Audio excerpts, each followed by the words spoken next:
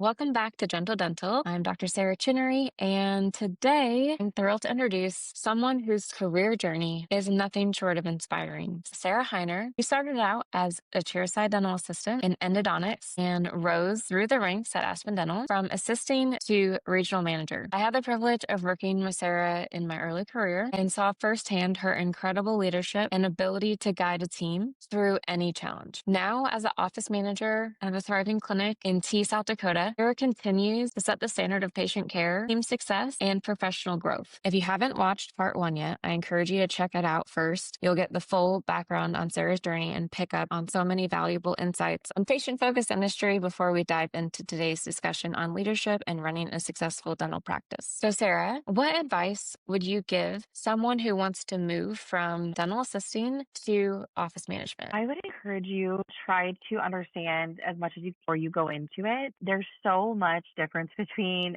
being the liaison for the patient chair side and then doing that at a full office level. There is a lot of extra stresses and a lot of things that you will take on that I just would make sure you understand the capacity of that role before just jumping in, because it can be intense. So I would say make sure you have a good understanding is the main thing. Do you feel like the dentist or owner or manager, the old manager or anyone would be able to kind of identify if you would make a good manager? I do. I think that person needs to be able to handle stress very well. Confrontation needs to be your friend when it comes to that position. And I don't mean confronting patients. I don't mean confronting team members. I think confrontation has a negative connotation that comes along with it. And I think anytime you're trying to handle something, that's confrontation. And I think being able to welcome that and really seeing that as a benefit of the practice to get to a common goal or to fix something that needs fixing or get a patient who's upset back on track, that has to be something that you can feel very comfortable in, or you're going to spend a lot of your day in a very stressful feeling. With that, were you working at Aspen when you were dental assistant and then moved to manager? Yeah, so I worked there first as an assistant, and then I went to manager and then regional from there. Did you feel like the people that you were assisting with respected you, or did you feel like there was kind of a weird turmoil period before you went to regional? So I started kind of whittling in some of the management role in my office that I was assisting in. Definitely myself and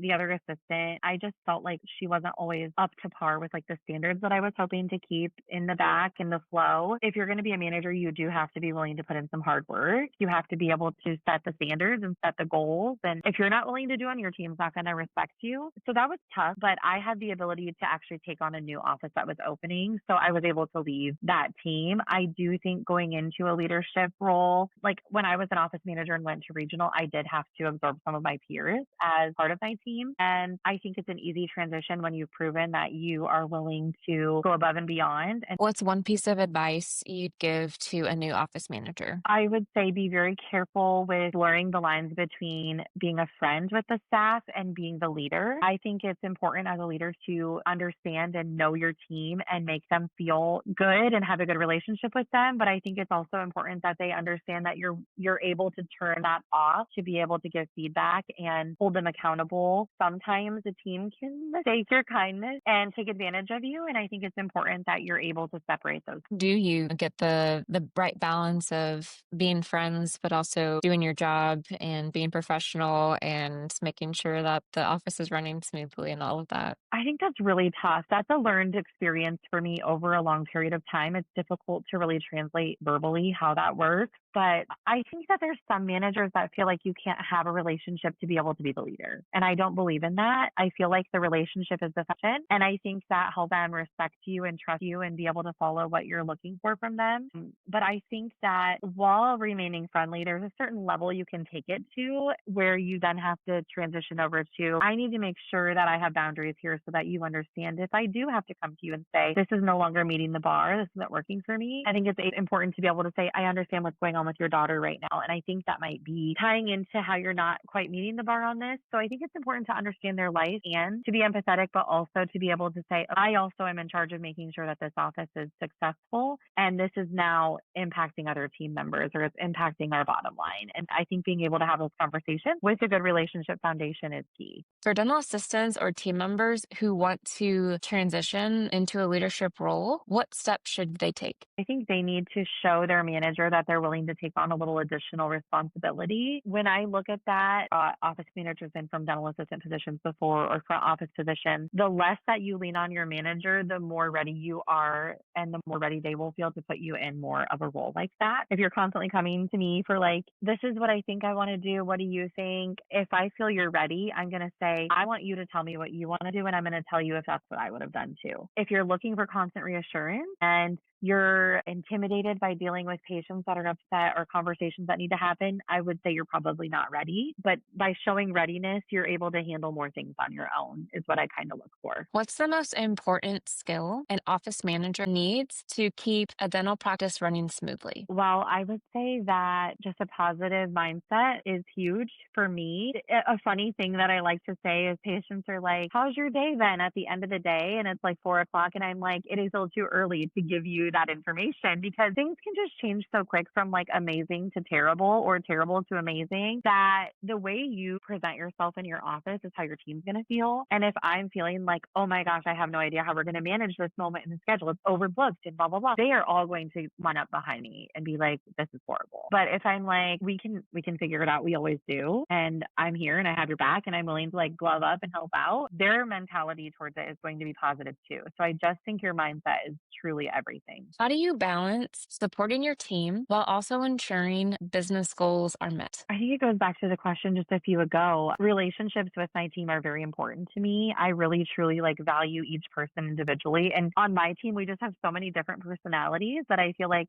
the way I'm like handling one person and communicating with them is so different than the next. I think the relationship foundation is huge. And I just think that it goes back to like making sure the right people are on your team. I know they're going to handle things the way that I wish for them to because I trusted in them the moment that I brought them on. How do you train and motivate staff to give great patient care? First of all, hire the right people again is just so huge. I think oftentimes we get backed up against a corner, especially the way the industry is right now, that we have to hurry up and hire someone, especially in hygiene right now. If you have an applicant, it's like, okay, we got an employee because it's flying. We went through a really difficult spell in our office where we did not have hygienists for a moment, just due to some circumstances and just feeling like we needed to change the dynamic on the team a little bit. And I am so glad that struggled and got through that time and waited for the right people. We had a couple people come through that we didn't actually hire or make offers to, even with an open position and no one to service the patient. And I feel like by waiting that out, we just have such a cohesive, amazing team. And our new hygienists are so wonderful that I would just say hire the right people and don't hire just to fill a spot. And that's how we have the team now that we have because we wanted to make sure that they were the right fit. How do you approach hiring and training new team members for long-term success? I don't typically hire people that come into an interview like very shy and meek. I'm hiring 9 times out of 10 for personality and just the way my gut feels when I meet them.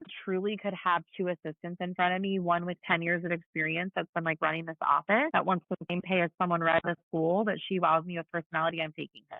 So I have to feel good about that first. And then I usually just say like, I take a peek at my team and I'm like, this looks like the best personality fit to train this person. This person seems able to take that on right now. And I even kind of try to mix it up and give them different experiences. So I feel like during the training, that's really when they're starting to meet these other people and build these relationships as well. Do you handle conflict or tension between team members while keeping the atmosphere positive? First of all, when I interview and hire people, I let them know right then and there that like drama is simply something I will not tolerate. And if they're going to bring something to me about a different team member, they need to understand that that is going to go back to that team member. So you have a couple options. If you want to come to me with things that are drama, as we will title them, I will give you the option. Either I can go and let them know that you came to me and talked to me about that in a very professional way and tell them what you're struggling with them on. Or option two, you can be an adult and you can go to that, hey, this, that, or the other really upset me, or the way that you're not helping in sterile is really upsetting me, and I just really want some more support from you. Or option three, the two of us can talk with them together about it. I try to empower my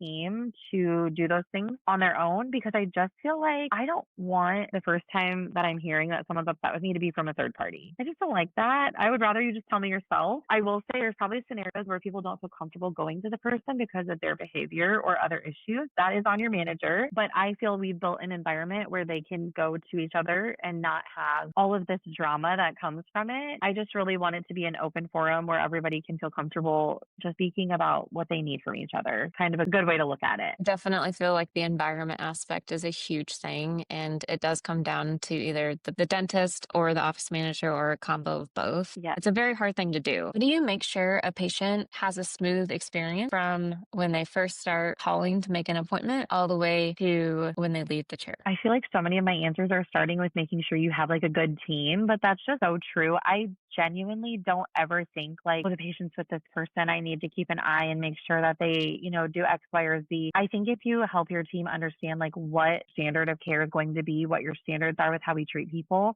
then I think really you can be quite hands off and the issues that get funneled to you are going to be pretty few. What's one thing you wish every patient understood about the dental team's workflow? So I think that patients just sometimes have this idea that they should be the only person we're focusing on. And the reality is we've been forced to try to manage as many people as we have because of the cost of operating an office. There is only so far we can go because quality and making sure you get what we are promising to you is very important to us. But if you see any more now, sometimes you get your hair done and your hair person is going to have multiple different clients that they're working on and your haircut might be during a process. Same thing with us. Like when your crown is milling in the back, we're going to be doing a filling on someone next to you. We have to do that. If we were working on one person an hour or one person at a time, it would not be possible to pay the electric bill. That's just all there is to it. What's your favorite part of working in dentistry? I think for everybody, smile transformations are so wonderful. Like, and I'm not talking about like a filling or a crown. I'm talking about like an all-on-X patient who haven't had teeth for like 10 years and we just give them teeth that look beautiful, natural, and they're crying as they're leaving the office. And I mean, those are just like touching. I think that people don't realize how important our smile is just in life in general. And I think every time that happens, it's really touching and really sweet. How do you feel if a patient is not thrilled with the doctor's personality or didn't mesh well with the team? Would you recommend them seeing a different provider or how would you manage that? There is nothing shackling you in office. And quite frankly, if you don't do it, why keep putting yourself through that? Why keep putting us through that? Because we're trying them like extra hard to please you. It's been multiple times where I've had a discussion with my, I will get on the phone and just say, hey, this is no longer fun. Like for you, for us, your dental relationship is so important to us. You do have the ability to go wherever you want. More and more saturated with providers every day. I just think you'd be so like much of a better fit at another practice. And so we're going to let you know that that's what we'd like for you to do. I think it's important that you only expose yourself to this too. And if people are making you uncomfortable or being nasty, I think it's okay for you to let them move on. How do you feel about patient reviews? And I know a lot of times people will only write reviews if it's negative. And so how do you encourage one to get good reviews if someone's had a good experience, but two, like if it's a negative one, how do you navigate that? I hate reviews because I feel like people can be so dishonest and HIPAA really shackles us from being able to tell the truth. Honestly, sometimes I think that people are so much more willing to write nasty things about you than to go on and give good feedback. I will say influx of great reviews lately, and it's important that you make that connection. And when your team knows how important reviews are and they're focusing on it, they're focusing on that building a relationship with your patients and making that connection. And then they're requesting it. And if they have built a relationship with their assistant and had a great experience and their assistant's asking them to do it,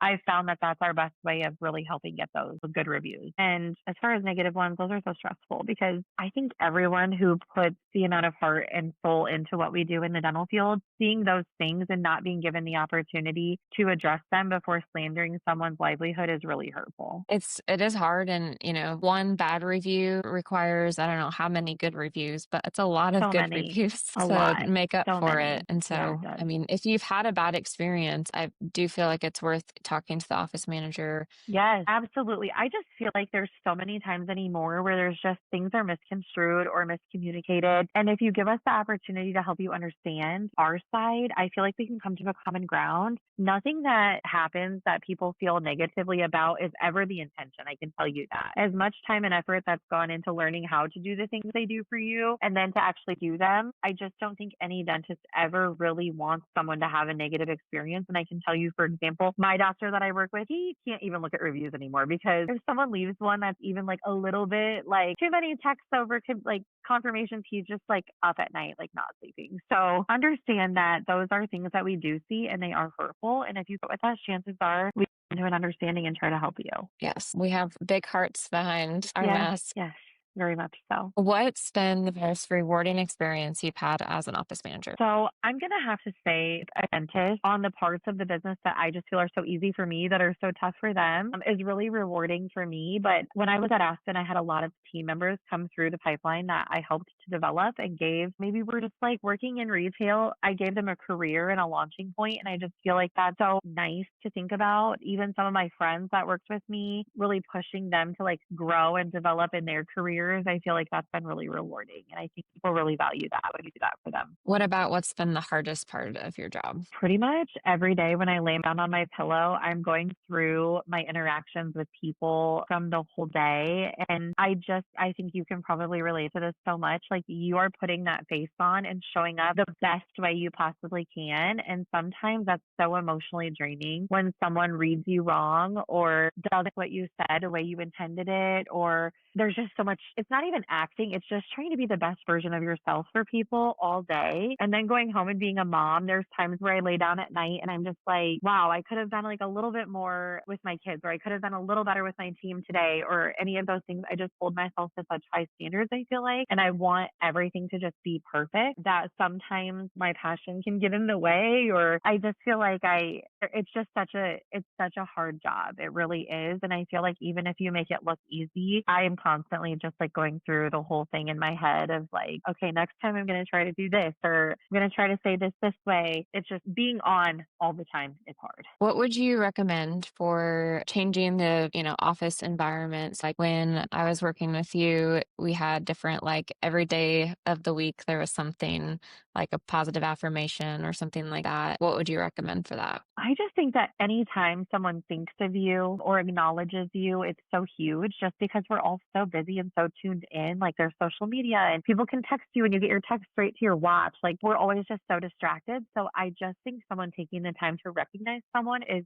such a lost art. There'll be days that I go back and I'm like, you know what? I just think we should get everybody coffee today. Or just those little things. I think those little thoughts, or like we had a meeting and our doctor showed up with like logo blankets for everybody. Like that might not be such a huge thing to him in the moment of doing it. But the fact that it's like we showed up and you had a gift for us is so like heartfelt. So I just think those little ways that you can just say, hey, the way you just talked to that patient was awesome. The way you handled her was amazing. Just recognizing people in the moment, I think is just something that we don't do enough and something that is really impactful. How can like an office manager feel loved? Because typically you're the one having to pour into a team so much. So like in reverse, how does that work for you? Just the same way. For me, I love being recognized by my boss, right? Like that's important. But I kind of already am like, I know I go to work and do a good job. So I already know that. When my staff is like, you make me feel so supported and just like, thank you so much for helping out with that situation. Like when my dad was sick or whatever, that to me just like means so much because those are the times we typically have to step up and be like, okay, I might have to help out in the back today to make this possible or whatever. So I think being recognized that like they just know that I am trying to do the best for them. I know I can't always be a yes. And I think that is really, really big for me. If someone's trying to become an office manager or maybe leadership isn't like something that comes naturally to them, is there like a course or CE that you would recommend or mentoring or something? I can get you a lot of management experience and coaching on the spot would be a great thing to do. There is a lot of resources online. There are different you can attend, but I think having someone that is willing to work with you in the moment is really the most important. Is that something that like a dentist would be able to provide, or is that something that they should probably do on their own before they approach the dentist? Person to do that for you. I think they're just so busy. I would say getting your bearings with that knowledge before going into a practice. To be honest with you, I even tell like my staff, especially the front, we are not stopping him between patients. Like, it's crazy. He's in like clinician mode right now. So I try to table questions for like a monthly meetup or a day or lunch or times where it's like he's not like between patients. I don't think if you go that your dentist is going to give you the training you need, I think you're going to be very disappointed because I don't think then you probably realize how busy they really are. Yes. If someone is trying to be an office manager and then they don't love it or it doesn't work out, is that something where they should probably change offices? Should they just go back to assisting, or what would you recommend if that's not their dream? Struggle with them with coming into a leadership position. They're not going to listen to you anymore than they already do. They'll probably listen to you less because you're not like handing them what they need in their spot. I think there's somewhere out there for everybody to belong. And I think if you're unhappy in your job, you should leave anywhere that you feel is a better fit for you. I think so often people get complacent and comfortable and they just stay somewhere complaining and unhappy. I don't others and I think there's something out there for you. And if you're not happy, you're not doing your boss any good by staying either. You're probably only creating more problems for them. If you see an assistant that has on their resume, they've left every 6 months or they've hopped around a lot, is that something that is concerning to you? Or is that something that they just haven't found the right fit? Met with candidates have been job hoppers for sure. And my favorite thing is like to just I love transparent communication. So I will say to them, I have such a great vibe and I just want to hire you so much. I need you to help me understand why you do not stay somewhere long term. And I need to feel good about that potentially not being what we're going to get into again because I'm not looking for a temporary position. So if I feel good about their answer from that, the thing is if you have someone that's job hopping around, it's just always give me this and this person did this and I didn't like it here, they're going to do the same thing. And though sometimes I've had it before where they finally find the right fit with you and they're a good long-term candidate. So I think you just have to really go with what your gut is telling you on that. What happens if the office manager themselves, they were put in the position just because of random chance or, something happened? Maybe they don't have the best leadership style and they're dragging the team down with them. Who would you recommend talking to if the dentist isn't receptive or if the dentist really likes that office manager? That if your dentist doesn't want to hear it, he is one of those complacent people that's not willing to change and look under the hood and see what's going on in the office that needs to be fixed. I think you're fighting a losing battle. I don't think you're going to fix the situation. And I think that by exiting, so it's eye opening to that person that this is something that's not working. How do you recognize that maybe if you are the problem versus the office? I think that there are certain people that are just so unwilling to take feedback and look within themselves that my history and experience is that people who don't want to be the problem are never going to be the problem. And I don't think there's anything you can do for those people except for let them move on. That is fair. Be a good player on your team. Sarah, you have given us such great advice today for anyone in dentistry who wants to lead, grow, and make an impact. Your story is proof that you can start anywhere and rise to the top with hard work, vision, and heart. To our viewers and listeners, if you found Sarah's insights helpful, please like this video, comment with your favorite piece of advice, and subscribe so you don't miss a future Gentle Dental conversation with industry leaders. Thanks again for watching, and we will see you next week.